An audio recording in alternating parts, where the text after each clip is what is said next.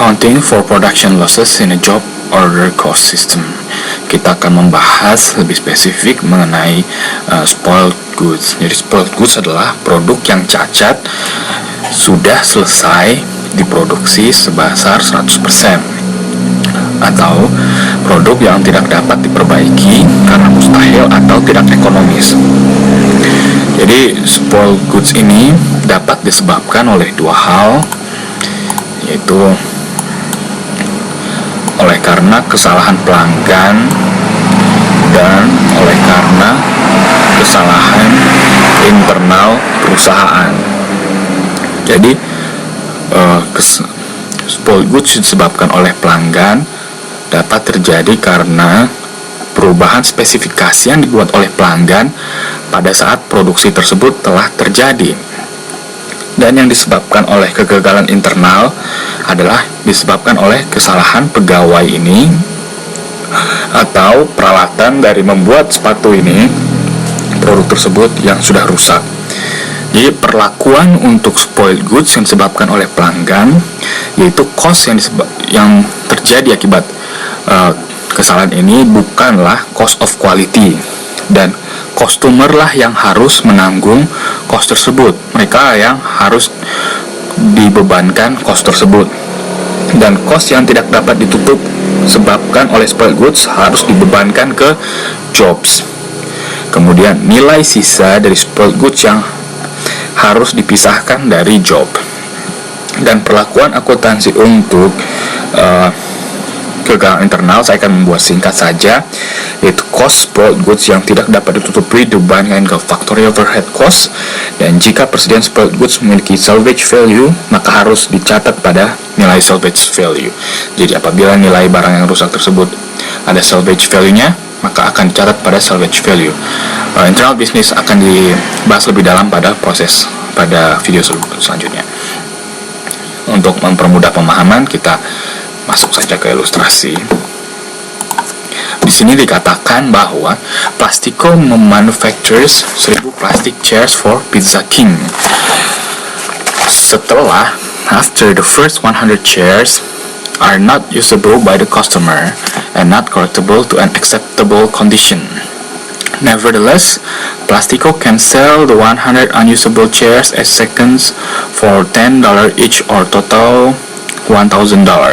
An additional 100 chairs are manufactured to meet the customer's order requirement, resulting in a total of 1,100 chairs, and total costs are material, direct labor, and factory overhead, 38,500. Jadi di sini dikatakan bahwa ini Plastico ini dia memproduksi produk, yaitu kursi. Jadi pertama dia sudah memproduksi 100 kursi, tetapi customer ini membuat perubahan pada spesifikasi dari 100 kursi tersebut, sehingga kursi tersebut tidak dapat digunakan oleh pelanggan. Dan dan 100 kursi yang tidak dapat digunakan oleh pelanggan tersebut dapat dijual ke tempat yang lain senilai $10. Lalu dikatakan bahwa diproduksi 100 kursi lagi untuk memenuhi pemesanan dari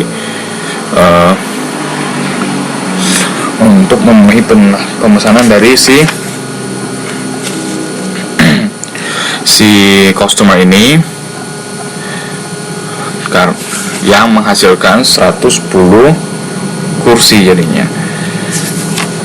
Total charge cost adalah, pertama kita lihat bahwa spoiled goods inventory-nya ini, spoiled goods adalah 100 unit dikalikan dengan $10 per unitnya. Maka kita debitkan spoiled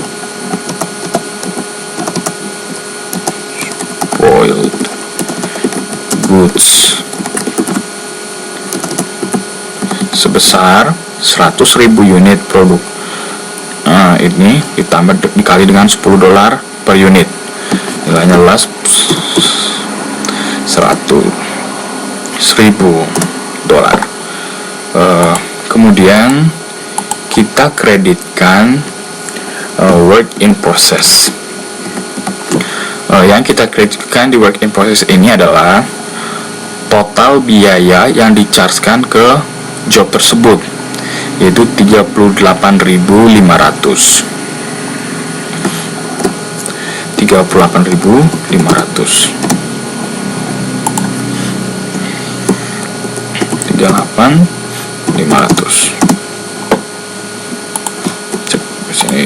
Sebelah sini saja.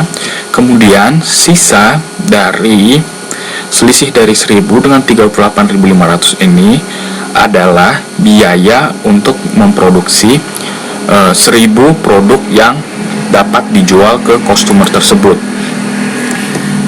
Dan nama akunnya adalah cost of goods sold, yang nilainya adalah selisih dari 38.500 kurang 1.000 senilai 37.500. Ini adalah jurnal pertama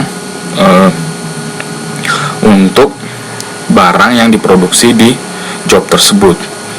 Kemudian apabila produk yang bagus ini, yang cost of goods sold-nya 37.500 ini dapat dijual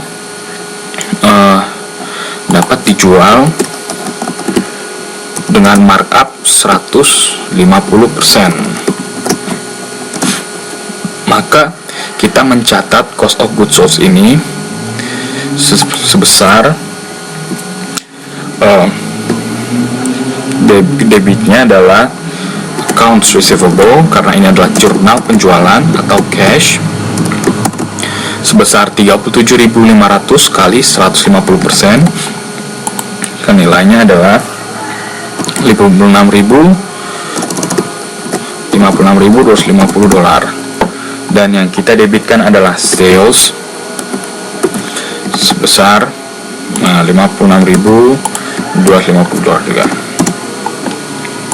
Dan apabila spoiled goods ini terjual, sales spoiled goods, maka jurnalnya adalah accounts receivable cash, dan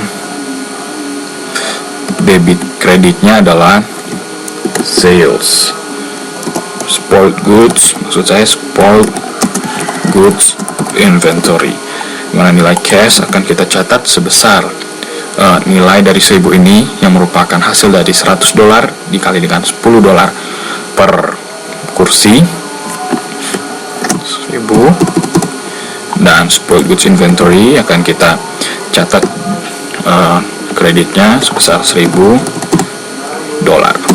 Jadi ini adalah jurnal untuk membebankan biaya ke work in process-nya, dan ini adalah jurnal untuk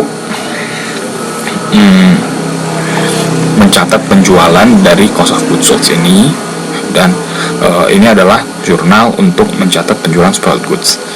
Kita perhatikan di sini bahwa beban dari kesalahan dari 100 dolar ini kita masukkan ke cost of goods sold, dan nilai di spoiled goods ini adalah nilai dari produk yang cacat tersebut yang dapat dijual. Jadi ayat Alkitab kita adalah